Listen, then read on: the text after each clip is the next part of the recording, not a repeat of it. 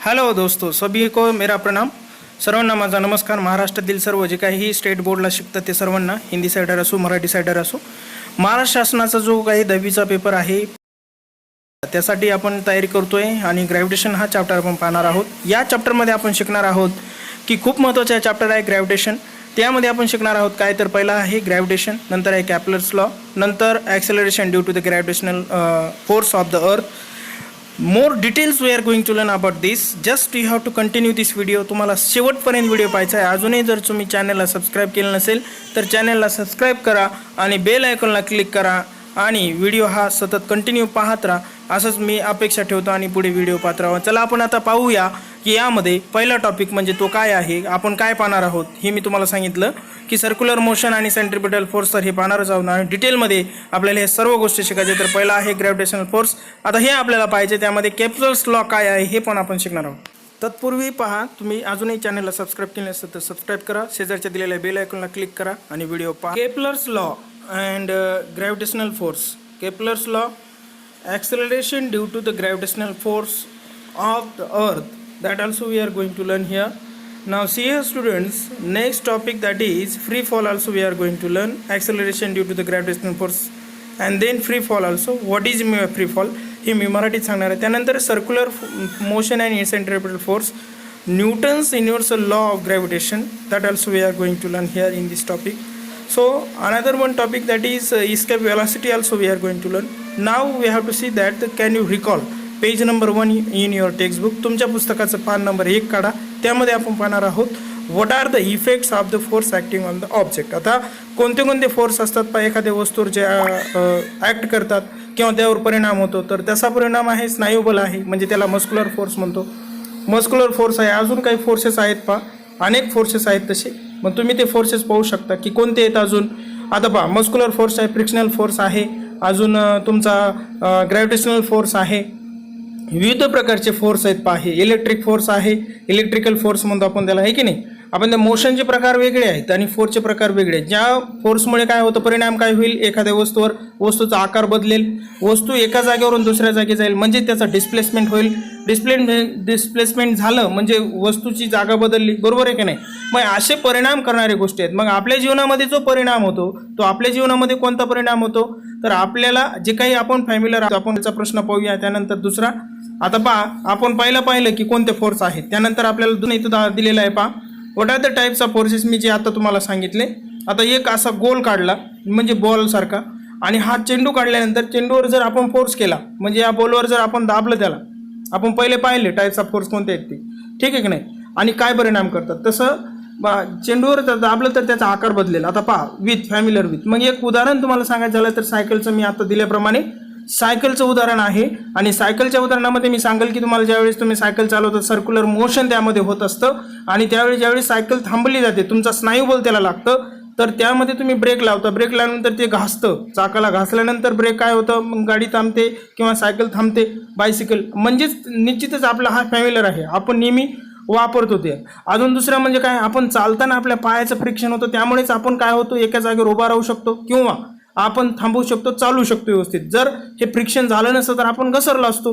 म्हणजे अनेक अशा गोष्टी आहेत की आपल्या जीवनाशी निगडित आहेत, आपण त्या पाहत आहोत. त्याच्यानंतर आहे पुढचा प्रश्न आपण पाहणार आहोत, what do you know about the gravitational force. आपल्याला ग्रॅव्हिटेशनल फोर्सबद्दल काय माहिती आहे, की आपल्याला एवढंच माहिती आहे ग्रॅव्हिटेशनल फोर्सबद्दल की जेव्हा ग्रॅव्हिटेशनल फोर्स हा ज्यावेळेस एखादी वस्तू वर जात असते तेव्हा ती खाली पडते, आणि ती खाली पडल्यानंतर आपल्याला लगेच कळतं की बाबा ही खाली का आली, आणि हे ग्रॅव्हिटी असल्यामुळेच ही खाली आली, हे एवढंच माहिती आहे आपल्याला. परंतु हे आपण असंच कुठेतरी 6वी 7वीच्या पुस्तकात वाचलेलं, मागे शिकलेलोच आपल्याला माहिती आहे. पण आपण आता डिटेल कन्सेप्ट पाहणार आहोत. ग्रॅव्हिटेशनल फोर्स म्हणजे काय. When an object get attracted towards the earth, you can note down this, pause this video and again you can write it. Just when an object get attracted towards the earth, then the gravitational force occur there. Why? Because that is called gravitational force, because it is at the center. So this concept we are going to learn, how this conclusion get occur in the mind of that person who have discovered this. See here, we have seen in the previous standard that, आता पहा लक्ष द्या सर्वांनी, we have seen in the previous standard that the gravitational force standard, that the gravitational force a universal force and it acts not only between two objects on the earth but also between any two objects in the universe. Let us know how this force was discovered. आता लक्षात घ्या हा force कसा डिस्कवर झाला, म्हणजे पहिल्यांदा कोणाला कळलं आणि त्याच्यानुसार हे काय म्हणजे त्याने निष्कर्ष कसा काढला. तर ग्रॅव्हिटेशन म्हणजे काय मी आता तुम्हाला सांगितलं. an object get attracted towards the earth, that force by the force, then that is called the gravitation.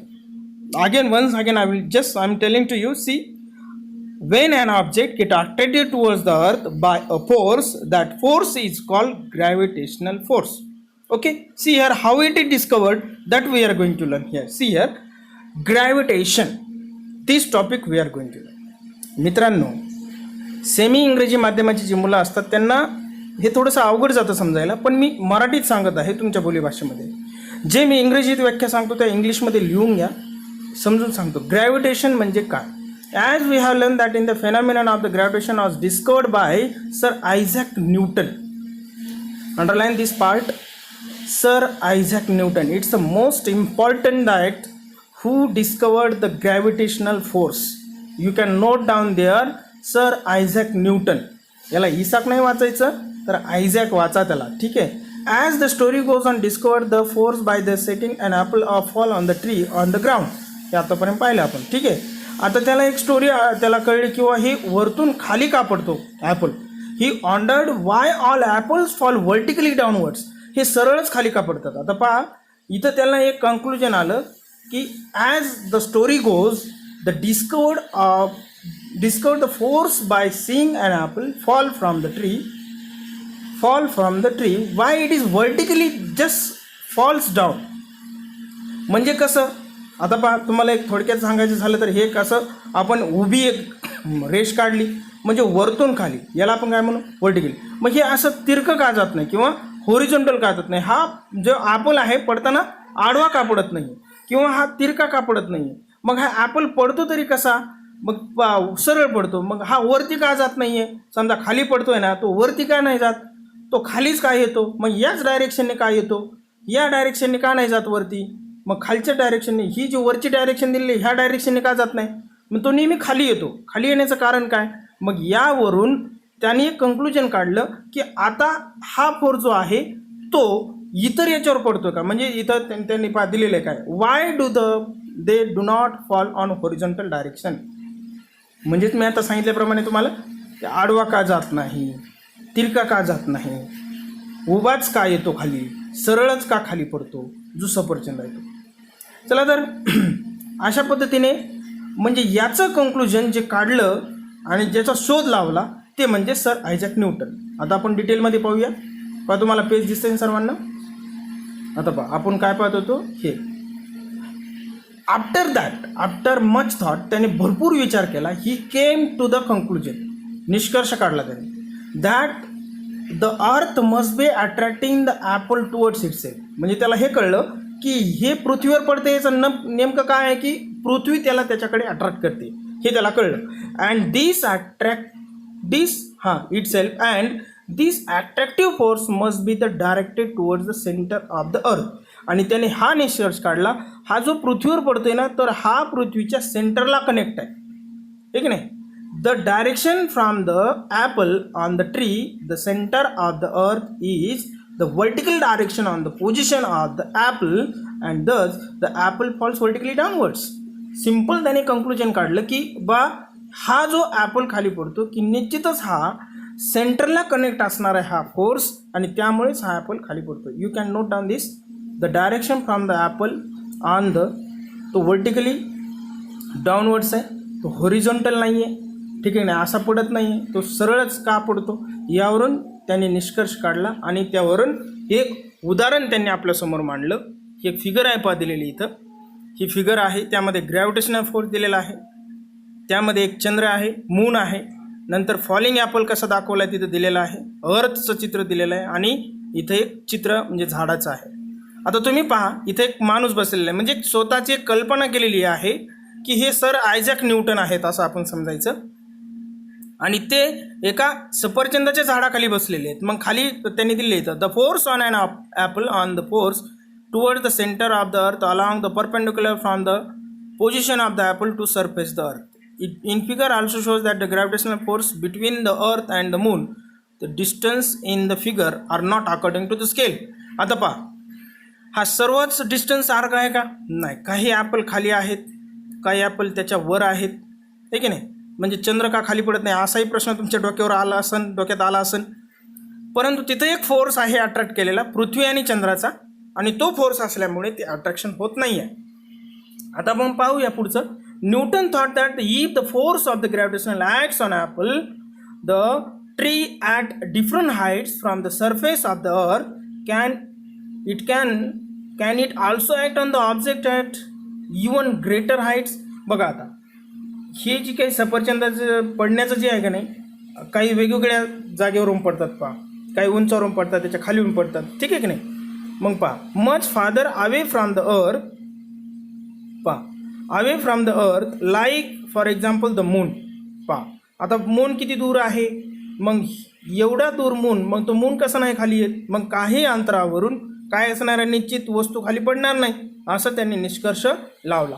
म्हणजे पृथ्वीच्या वर गेल्यानंतर, खूप दूरवर गेल्यानंतर, निश्चितच पृथ्वीच्या दूरवर गेल्यानंतर, पृथ्वीपासून खूप अंतरावर गेल्यानंतर ती वस्तू खाली पडणार नाही, याचा त्यांनी निष्कर्ष लावलेला.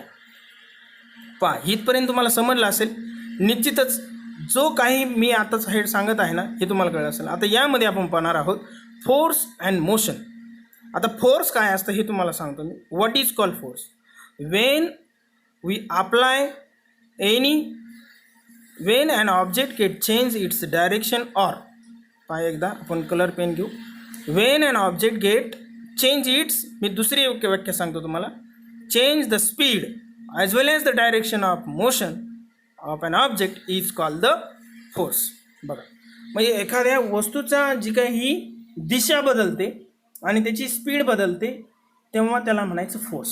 एखाद्या वस्तूला पहा तुम्ही जोरात ढकला, ती फास्ट म्हणजे गतीने जाईल, आणि एखाद्या वस्तूला तुम्ही त्याची डायरेक्शन चेंज करण्यासाठी सुद्धा फोर्सचा वापर करता का?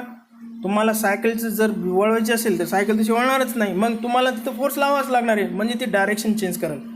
तुम्हाला स्वतःला पळताना डायरेक्शन बदलायला लागते, ठीक आहे की नाही? आता पाहूया what's the Newton's law of motion.